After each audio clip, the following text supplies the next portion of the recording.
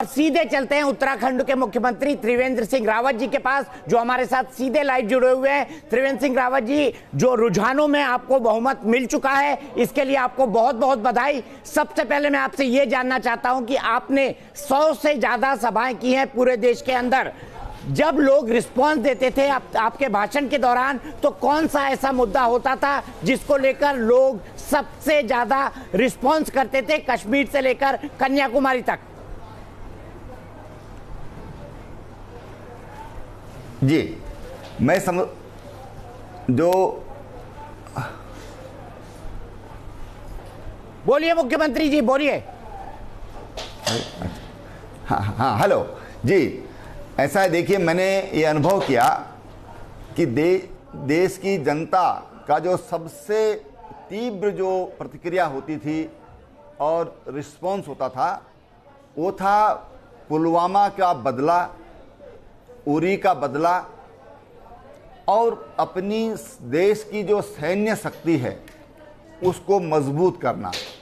दूसरा, जो गरीबों के लिए जो काम माननीय प्रधानमंत्री जी ने किया, जो कल्याण की योजनाएं उन्होंने गरीबों के लिए देश में लागू की, चाहे सबके लिए आवास योजना होगी, उज्ज्वला योजना होगी, सौभाग्य योजना होगी, आयुष्मान भारत जैसी जो योजना है, या जनधन खातों की मुद्रा योजना जो उन्होंने देश को दी हैं, उसका रिस्पॉन्स, त्वरित रिस्पॉन्स जनता का मिला है।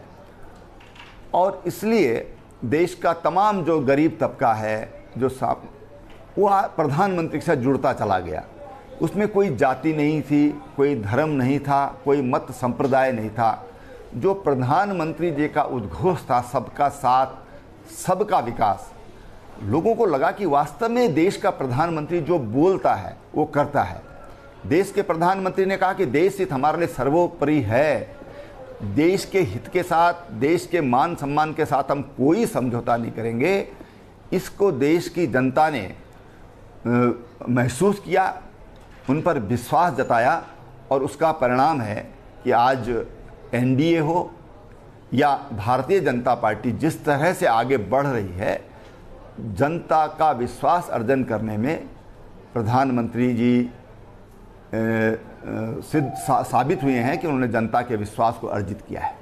एक सवाल और, जब आप कैंपेन कर रहे थे, क्या आपने महसूस किया था कि इतना बड़ा मैंडेट भारतीय जनता पार्टी और एनडीए के खाते में जाएगा, या आपके लिए भी ये सरप्राइज फैक्टर है जो रिजल्ट सामने आए हैं? कोई मेरे लिए कोई सरप्राइज नहीं है।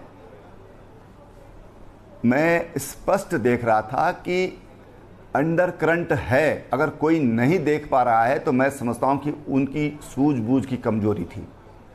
मैं जब छोटे बच्चे से भी पूछो आप, तो मोदी, किसी गांव की बुजुर्ग महिला से पूछो। मैं आपको एक छोटी सी बात बताना चाहता हूं कि जब मतदान हुआ तो एक बुजुर्ग माता से किसी ने कहा कि ताई किसको वोट डाल कर आई हो, तो उसने कहा था मेरा डंडा लाना जरा, मैं इसको बताती हूँ कि किसको वोट डाला है। अरे मोदी को दिया है और किसको देना है, कोई है क्या इस देश में जो कि मोदी का सामना कर सकता है?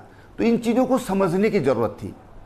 जो हमने जनता के बीच में जाकर के जो महसूस किया, वहाँ साफ दिखाई दे रहा था कि देश की जनता नरेंद्र भाई मोदी को पुनः प्रधानमंत्री बनाना चाहती है।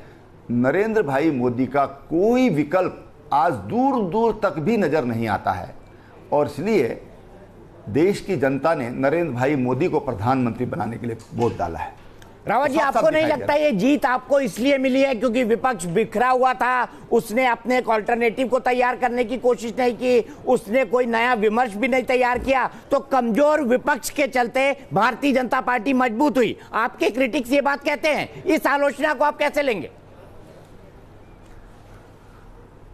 देखिए, हमने हमेशा जब हम अपनी चुनाव लड़ते हैं, हम 50+ की बात करके चलते हैं कि हमको सबने एक होना है और हमने अकेले रहना है, और उस हिसाब से हम अपनी रणनीतिक तैयारियां करते हैं।